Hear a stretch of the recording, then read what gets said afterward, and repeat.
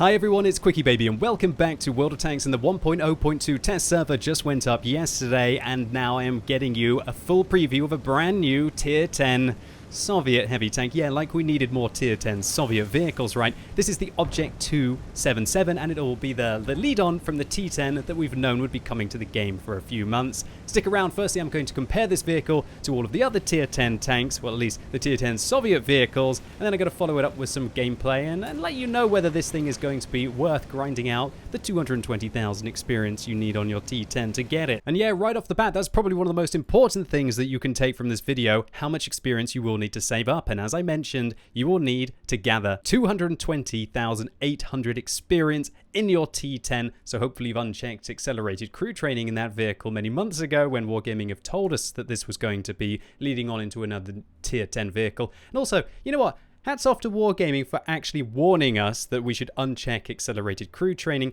giving us enough time to build it up and not have to just convert a lot and waste loads of gold in the process, right? I really admire that, and I think that that's something that hopefully you'll continue to do in the future if you plan to make tech tree changes. So let's compare the Object 277 to the other three freely available Tier 10 Soviet heavy tanks, the IS-4, the IS-7, and the Object 705A, and also let's compare it to probably its closest competitor, the WZ-111-5A, that Chinese heavy vehicle. Immediately we notice that the Object 277 has a damage per minute advantage compared to the other three Soviet tanks, but just a little bit less than the 5A. And that is because this 130mm fires 5.22 rounds a minute, much better than the IS-7, nearly a whole extra round a minute. And the rate of fire of this vehicle is better than the IS-4, even though it has 50 extra alpha damage. Next, penetration, and this is where the 277 is excellent. 265 with its standard rounds, but something that I actually really disagree with here, Wargaming. You've given it 350mm of premium penetration.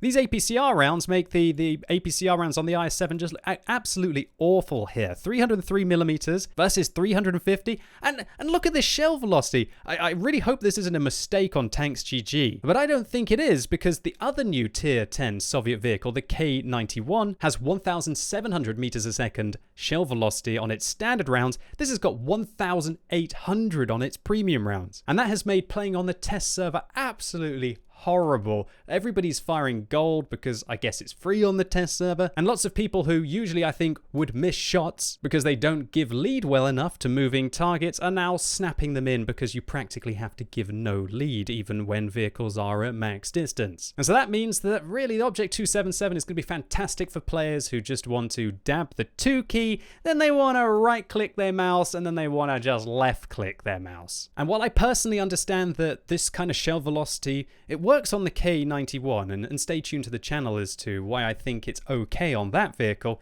but there's really no need for this tank to just have such incredible premium rounds. I thought Wargaming were planning on nerfing premium rounds in the future, not just making an even bigger pay-to-win tank. Now on to gun handling, and it's again good news for the Object 277. 2.5 seconds aim time is better than the three Soviet vehicles and as good as the 5A, but look at this accuracy, 0.35. This thing is very accurate for a heavy tank. Not quite as good as something like a Super Conqueror, but for a 490 alpha damage shell, and this has been really noticeable on the test server that this is actually a very good sniping heavy with a large caliber gun, and this is one of the key advantages that this tank has over the 5A. Next up, dispersion values, the best while moving here, the same as the IS-7, and not the best turret traverse dispersion, but not the worst, just a touch worse than the IS-7 here and the same as the 5A. And so if you like the gun handling on the 5A, then you're pretty much getting the same thing here with the Object 277.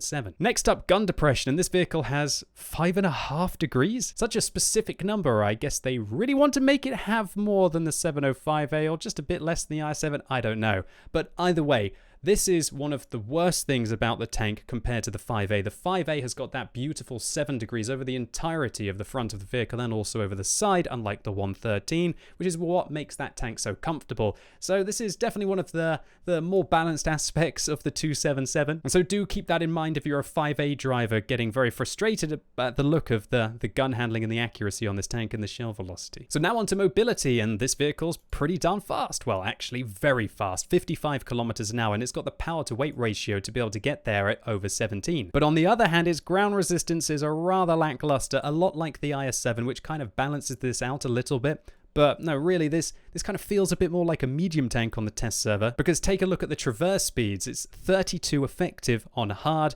23 on medium, better than the other 3 Soviet vehicles, but does just a touch worse than the 5A. So far we found out the vehicle's got an impressive gun with good gun handling and great mobility. What about its armor? Well, it's not the best news for the 277. Unfortunately, TanksGG hasn't actually upgraded to the new version of the collision model, so we can't take a look at that for the 277. But let me explain what I found out about this vehicle just from testing. Firstly, the lower plate, unlike a lot of the Soviet tanks, is actually quite well rounded, do you see here? Or should I say, as you can see here. And so this makes it feel a bit more like an American heavy, like an E5 or an E4 with that slightly rounded front. Now that can be a good thing and a bad thing. What that means is that when you actually come around a corner, that makes this plate very, very weak if you expose it. But it actually makes the outside of your plate a lot stronger. And also the upper plate on this tank, to me it looks like it's slightly rounded, which makes the vehicle quite good when it's just flat dead on, but when you angle it again, then this becomes slightly weaker.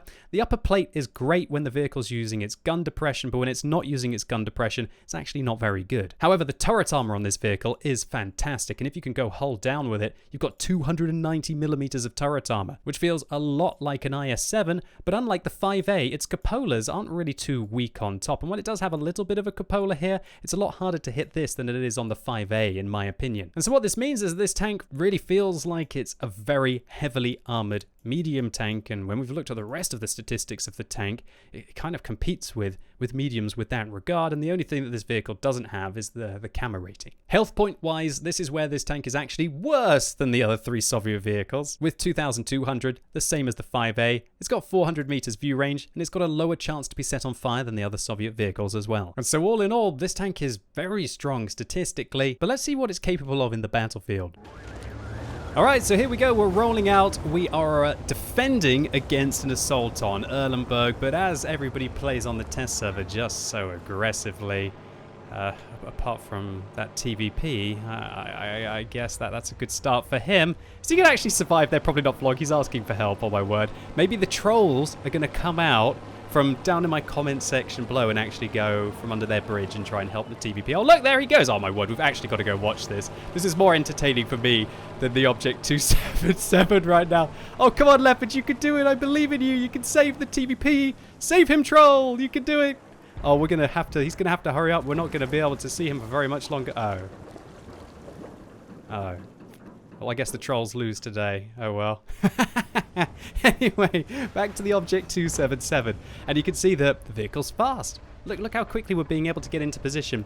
But then again, like, look at this T10E4. Unless this T10E4 got an excellent spawn, that thing's not the fastest of tanks, and we're not getting there exceptionally quickly. But we're up at about 46, 45. Micro adjustments in the tank will lower you down from that 55 km/h top speed limit. Now we've made our way into position, and guess what? We're going to be shooting more Object 277s. What's one thing to notice, ladies and gentlemen, about the team list of both my team and the enemy team? Nobody really wants to play that K91 at the moment, but spoilers, you're going to have to wait for my whole preview on that vehicle to possibly find out why. But loads and loads and loads of people are testing out this Object 277, so I expect this is going to be immensely popular on the live server because, let's be honest, a lot of people have the T10, and it seems to be a very popular tank, and you don't really see many Object 430 version 2s in the game, right? So the T10E4 comes around the corner, puts a huge round into the Object 277, and this is where you can notice just the gun handling on this tank, right? Look how quickly I'm able to put in shots. In other Soviet heavy tanks, you'd be aiming for a long time or have to come around the corner really slowly to make sure you stop your reticle from blooming out. For goodness gracious, QuickyBaby, get your words out, right? So, but in this tank, because the aim time is really good, a lot like the WZ-111 5A, you can actually manage to just come around the corner willy-nilly and be able to slam the shell in fairly quickly and also accurately, right? Because you've got 0.35 accuracy. Now I just get shot by an Object 261 who's there, and so I'm thinking, okay, Mr. Piggy, I'm going to be coming to get you just after I keep my turret towards that 277. That Object 261 has been firing premium high explosive rounds at me. What is the point of going on a test server and testing artillery when there are 2 new tanks to test? What are we going to learn from you playing artillery on the test server? that there's a special place in hell for people who play artillery on the test server. I'm sorry, but there really is. It's so infuriating. Everybody's here to try out the new tanks. Everybody's here to either test their armor, to test their mobility, to take a look around some of the map changes that Wargaming made. No changes on this map as far as I can remember. Oh no, wait a minute, they did actually. They made a few changes over in this part of the map where they've put in a new building, haven't they? I think. Oh yeah, there we go. I think these buildings are new. I said it in my video yesterday, right? So these buildings should help you to make a little bit of aggression. And there's also an extra rock that you can use here to get a little bit of support. So there you go, showing you the little parts that I did in the video yesterday. If you haven't seen that, you go check out and see most of the changes. So I actually fire a high explosive round there because I had that loaded for the Object 261.